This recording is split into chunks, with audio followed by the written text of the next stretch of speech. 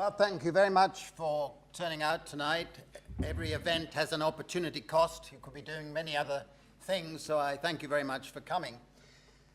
This is an interesting subject, but I want to begin by mentioning that on November the 6th, 1217, a 10-year-old boy king was in St. Paul's when the regent and representative of the Pope put their seals to two documents.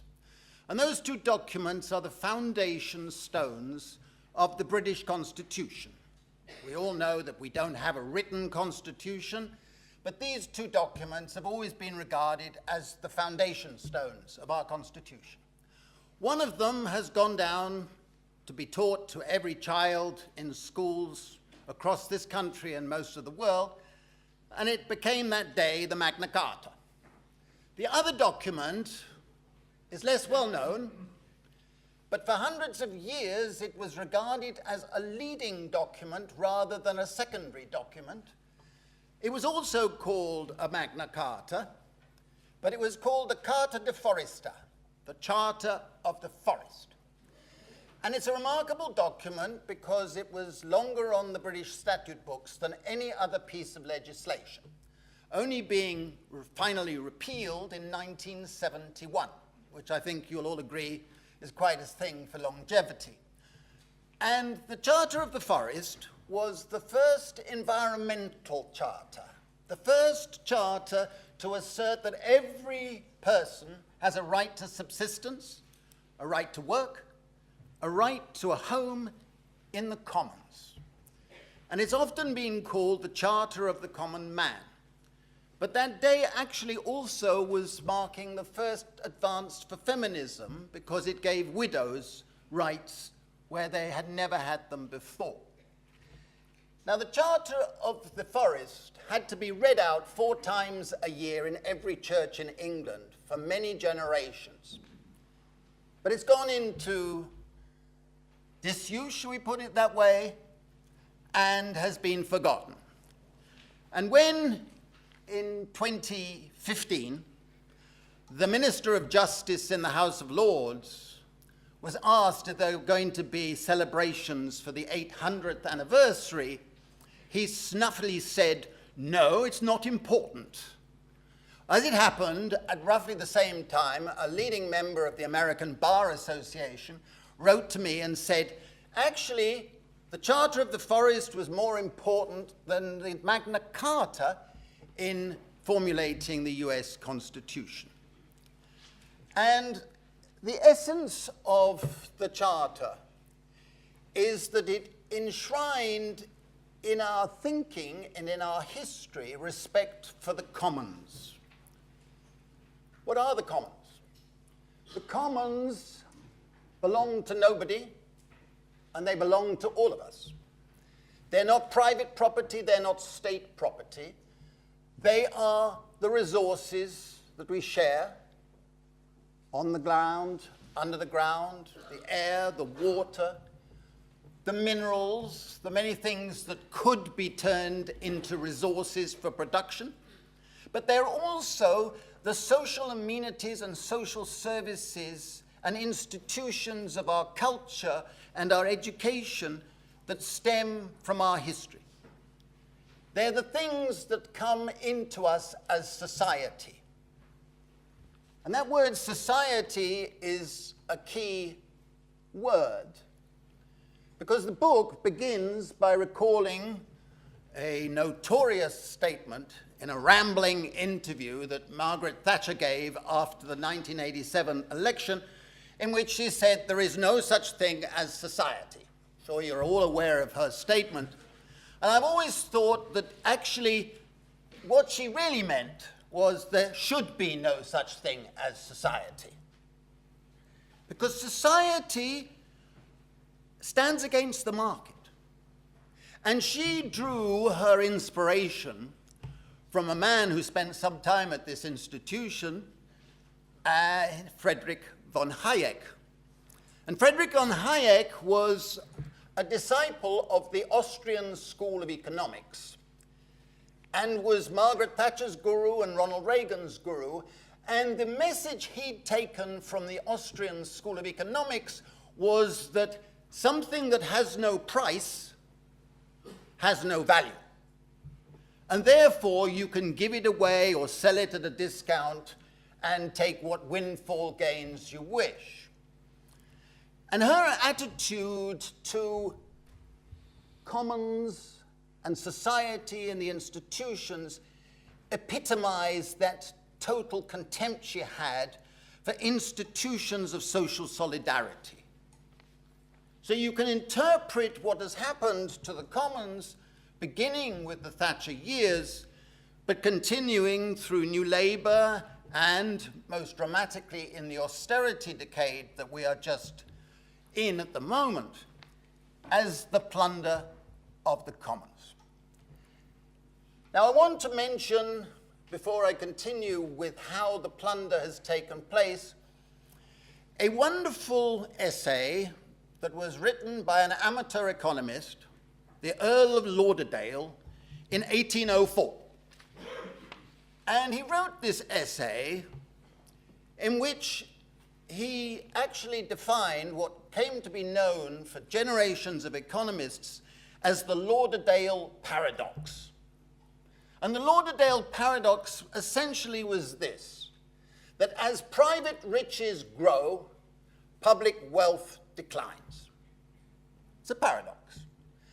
And basically his essay is about how the loss of the commons enriching a minority enables them to put up prices of things that were not commodified and create contrived scarcity. A very nice phrase, and you can see the play out of the Lauderdale paradox, which modern economists tend to forget or ignore, in how the commons have been plundered. And I'll give you one set of statistics.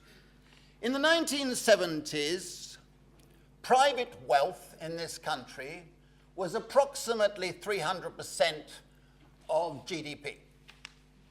Today, it's approximately 700% of GDP. In the 1970s, public wealth was worth about 50% of GDP. Today, it's negative. That's a huge change in the ratio of private wealth and public wealth. And wealth inequality is much, much, much greater than income inequality in this country and in many other countries. And anybody who says that inequality has not grown in the last decade is either naive or an idiot or fundamentally dishonest or all of the above. Because wealth inequality is what has really taken place. Now, the interesting thing is the commons, if you look back in medieval history, whenever there was a dispute about what was the commons and what was not a commons, they used to go around the neighborhood looking for the eldest people they could find and get them to come forward, probably had to drag them in their 80s. And if they testified before the local magistrates that something had existed, and there was a wonderful expression of time out of mind of man. In other words, it had existed since nobody could remember. And gradually that rule became enshrined in legislation so that it was 20 years without being contested. So it was shortened. So something is a commons if it has been in existence as a commons for 20 years. So our National Health Service, for example, became a commons in 1968, 20 years after it had been established as a commons. Now, what has happened to our commons? The book divides the commons into 5 types. The first, which is what most people think about when they talk about the commons, is the natural commons, the land, the seabeds, the air, the water, etc. And in this respect, there have been 5 waves of enclosure of our land to the extent where Britain is the most concentrated land ownership country in the world.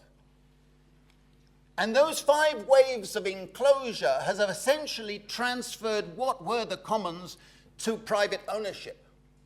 So the Tudors did it, then we saw happening under Charles I, and Cromwell did it. It goes on into the Victorian era when there were 5,000 or more enclosure acts. And of course, the greatest grabbing of the commons was by the Duke of Sutherland. The Duke of Sutherland in Scotland, in the infamous clearances, drove 50,000 crofters into the slums of Glasgow or into early death or abroad, and took the little matter of 1.5 million acres of land. Today, you will be delighted to know the Duke of Sutherland, his descendant, has the biggest and best private art collection in the country, and magnanimously he allows some of us to be able to see part of the collection from time to time, if you're prepared to pay. Another man who has benefited from enclosure, I love this man's name, so I like saying it, so apologies if I bore you, the Duke of Buccleuch. Now, the current Duke of Buccleuch happens to be the 10th descendant of an illegitimate child of Charles II. And he inherited the little matter of 277,000 acres of land. Now, that's not bad, really. But he also benefits from having received millions of pounds, and I'm not exaggerating, millions of pounds in subsidies from the successive governments. It should be a scandal. But a lot of big landowners have taken the land. And what Thatcher did, of course, was when she privatized school playgrounds, she took away part of our commons. When she privatized council housing, the land that had been part of our commons became private property, and paradoxically today, much of those council houses that she so-called privatized are now owned by landlords. But in addition, when she privatized water, I'll talk about this briefly in a moment, she gave the new water companies the little matter of 424,000 acres of what had been common land. 424,000, many of which were not adjacent to water supply. So you can see the process of a privatization of land with enclosure. And it's continued in the sense that our Forestry Commission, which the Tories and Lib Dems tried to privatize in 2011, in the last 10 years has sold off 11,000 hectares of what are our forests. They have no right to be selling it off or commercializing, as I describe in the book. Now, we've seen a loss of village greens. We've seen our parks under duress. We have 27,000 parks. And because of austerity with cutting budgets, local authorities have not been able to maintain those parks. And in a survey in 2016, 92% of all park managers reported that their parks were under serious deterioration. Not only that, they were having to sell off land and convert part of their parks into what I called, and I don't think it's original, eventism. So public events have to take place in parks in order to pay for maintenance. Battersea Park seems to be an extreme case. They have 600 events each year, which does tremendous damage to the grass, the trees, etc., etc. Now, the other parts of the commons discussed in the book include the loss of urban trees. We've lost 110,000 urban trees in the last few years.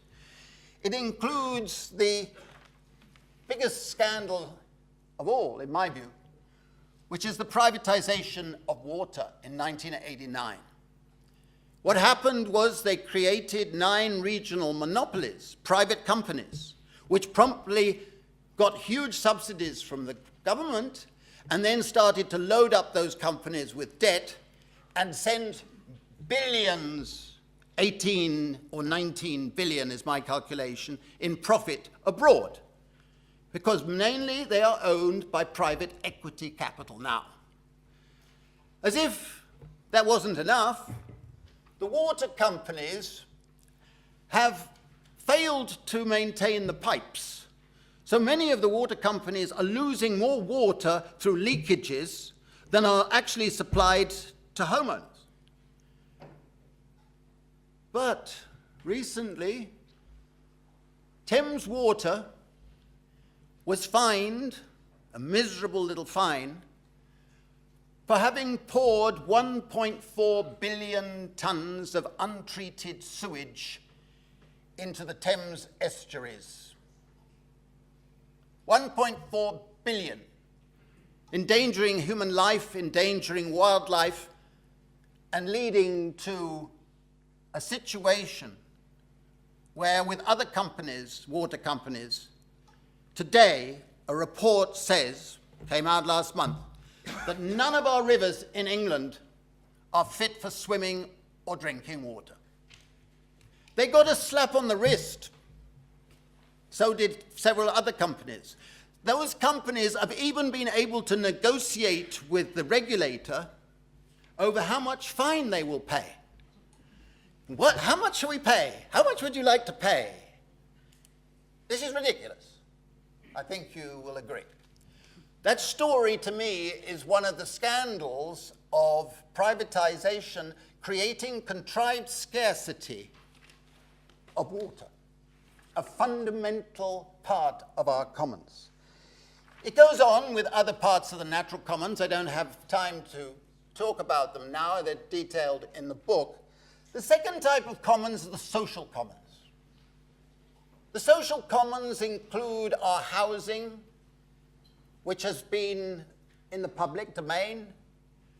We've set a situation where today we have 2 million fewer council housing units than we did in the 1980s. 2 million lost. Social housing has also been slashed. So what has happened is there has been a huge increase, as if most of you didn't know this, in rough sleeping, homelessness. I saw some figures recently where the number of homeless has risen tenfold in the last 5 years. And 2 people die every single day on our streets because they don't have homes. And we're meant to be the 5th richest country in the world. Thousands of people have been made homeless, unable to afford a minimal home. But it's not just the homeless thing, which I detail in the book. We've also seen a privatization of something which, when I was a student, we regarded as part of the university system, and that's student digs. Today, 80% of all student accommodation is privately provided. And guess what? The biggest supplier is an American bank, Goldman Sachs. So today, our commons, which were part of the education system, are now being controlled by financial capital. And there's a bigger story here. Because as I was working on the book, I said, Guy, you're missing something. You're dumb.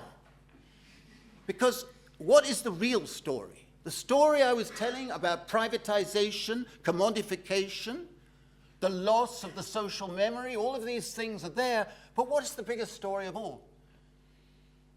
It's the fact that we have experienced a colonization of our commons.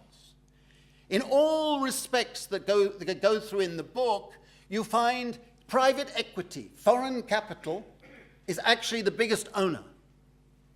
They've been taking over. And it goes to with POPs.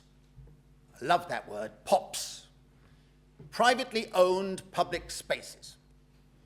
Today, large parts of our cities and towns are being converted into POPs. And when dear old Boris Johnson was campaigning to become mayor of London, he bemoaned the corporatisation of London. He said he was going to stop it.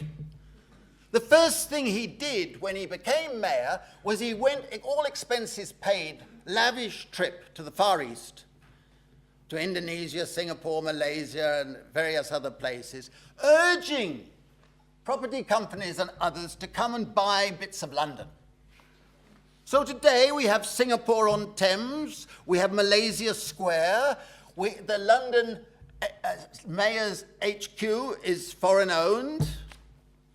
We have Paternoster Square owned by Mitsubishi, and large parts of other towns, less ceremonially documented, have been moving in the same direction. I look at the social commons and I see the various parts disappearing, playgrounds, youth clubs, all the aspects of allotments shrinking. We used to have 1.5 million allotments. Today we have about 250,000. You can see a shrinkage of the social commons, which is really a tragedy. But it's the next chapter of the book that I apologize to anybody who wants to read the book, because the author clearly was a very angry man. And you know, you have to apologize for this sense of anger, because it's the loss of the civil commons. The Magna Carta and the Charter of the Forest laid down foundational principles of common law. We had to have respect for custom, for precedent, for accountability, proportionality, and most fundamentally of all, for the principle of due process. Due process means that if you're charged with something, you must have the chance to represent yourself or be represented. There must be a process of independent judges. There must be a process of evidence, of independence. And yet, in place after place and in different ways, that respect for due process has gone. We have today a situation with ASBOs and CRIMBOs and other various O's where we put orders down, so if people behave in a way that neighbors don't like, they can be subject to fines or treatment, but without due process. In our social policy, a bureaucrat, probably unqualified, working for a private company, can sanction a claimant. You didn't do X, Y, or Z. You're losing your benefits, without due process, without any pretense of an independent trial, of evidence, or any respect. And think about it. If you're a poor claimant, losing your benefits is disproportionate to anything you might have done, like missing an appointment or something like that. The due process extends into POPs. People are not aware that POPs can be self-policed, and you can have somebody tap you on the shoulder and say, you've broken a law, and you say, what law? You've broken the law, and you can be fined.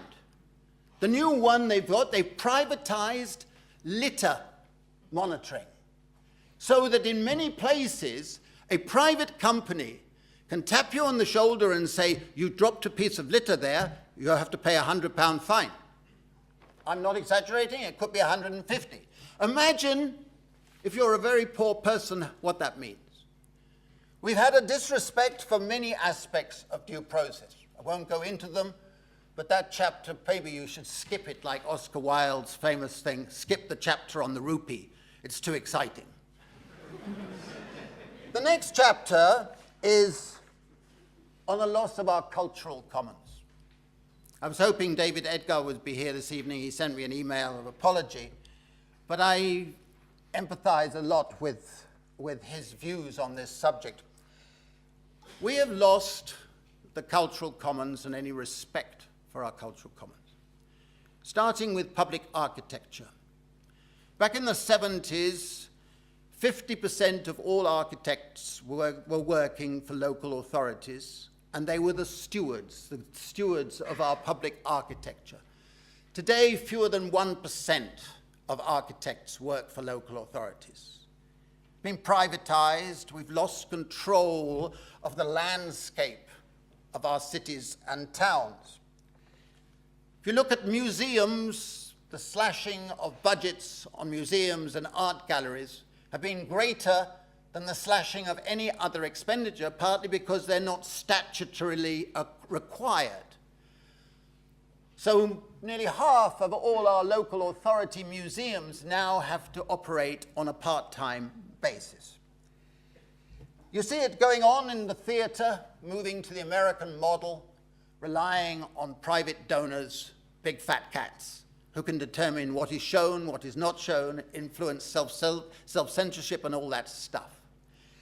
And I mention one story, which I'd like to mention this evening because it means a lot to me, and it mainly means some people here who know Tower Hamlets.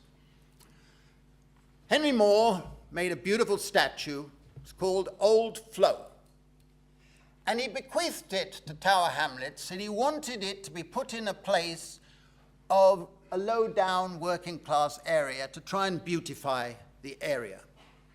He donated it to this council estate in 1957 for a nominal fee. And then, in the austerity era, a mayor, fortunately since driven out of office for being corrupt, but a mayor decided to sell Old Flow for £20 million. Now, Old Flow had been deliberately put by Henry Moore as part of the Commons. They didn't know what to do, and eventually they decided to move Old Flow to a park in Yorkshire while they decided what to do with it.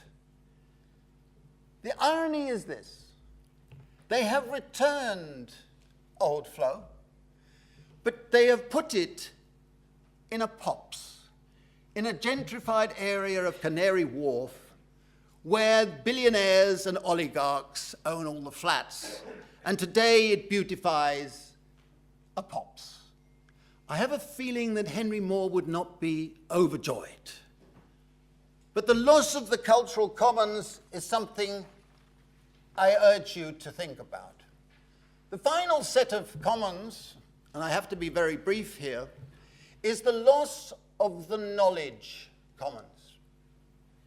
The knowledge commons are threefold. The first is information. We all have a right to have access to a broad range of information that's objective and supplied from a diverse perspective. But you can see, with the colonization of our media, with the emergence of Netflix and the big five tech from Silicon Valley, that they've gradually enclosed and monopolized and manipulated our information. And there's a lovely quotation I took from a Nobel Prize-winning economist. And he said, some years ago, he said, "What have we lost with information? We have lost a wealth of attention. We are suffering from a collective attention deficit disorder. We can't concentrate and we're manipulated." You all know this story, I won't go into it, but it is really a part of the loss of our commons. The second part is the intellectual commons. I've written an earlier book called The Corruption of Capitalism where I go into that in more detail, but essentially what has happened is that ideas that are, as Jefferson said, not by nature the subject of property. Today, ideas have been converted more and more into private property through the US intellectual property rights regime that was entrenched in TRIPS in 1994, which I discuss in the book. Since TRIPS was passed, millions more patents have been taken out, millions more copyright, industrial designs, and what has happened, as I document, is that actually it's slowed down innovation. It's led to a monopolization of the controllers of intellectual ideas. The big five have bought up hundreds of companies just to get their patents. So these big five string together millions of patents and make billions of profits by being monopolists. But I warned John McDonnell, and I say this to David and Caroline as well, beware of coming into office with a program to recover our commons. Beware of what's called the ISDS, the Investor-State Dispute Settlement. What they've done is set up a system of 3 judges, and if a company says, a foreign company operating in Britain or anywhere else says, you are taking a policy decision which is affecting my future profits, you're not allowed to do that, and therefore you should be banned. They can do that. They have 3 judges. One is appointed by the company, one is appointed by the government, and the other one has to have the company's approval. Now, if I'm not mistaken, that's not democratic. And if they can't agree, then the president of the World Bank decides. And he is always an American citizen. So you will not be surprised that the United States has never lost a case before the ISDS. But let me tell you one little story. The local authority of Hamburg was very worried that a chemical plant owned by a foreign company was polluting the river and all the fish were dying. So it introduced a policy of controlling the pollution. The company sued before the ISDS, and Hamburg local authority had to rescind the policy and pay a huge fine of $50 million to the company. So if we wanted to recover our commons, we better be careful, because that could happen to us. And the final part of the commons is the education commons. I needn't go into detail with you here. We've lost the sense of education being subversive in character, teaching us to think, teaching us to be citizens, teaching us to be critical. We're now told we've got to pass exams. We're now told more and more we've got to be commodified. We're teaching teachers to apply the same rules. And the defining event there was the Jarrett report of Thatcher and Keith Joseph, which said that henceforth universities should not be run by scholars, like Mike here, but by financiers and business people. Once that happened, you lose the capacity of an education commons. But there are other respects in which I go into in the book. The final remarks I want to make are this. In the book, I proposed a charter of the commons for the 21st century. It has 44 articles. Most of those articles are about recapturing, reviving our commons. They're low-hanging fruit. This government has been operating a natural capital committee, for example, which is trying to put a value on every bit of our nature. It should be closed tomorrow morning, or this evening. It is totally useless, but it's perverting our sense of our values, our sense of our commons. But there are many other low-hanging fruit items.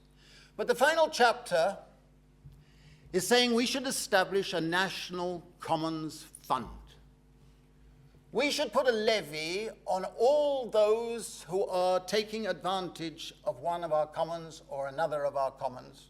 We should put levies on that, shift the taxation system, if you like, away from consumption and income towards wealth and usurping our commons.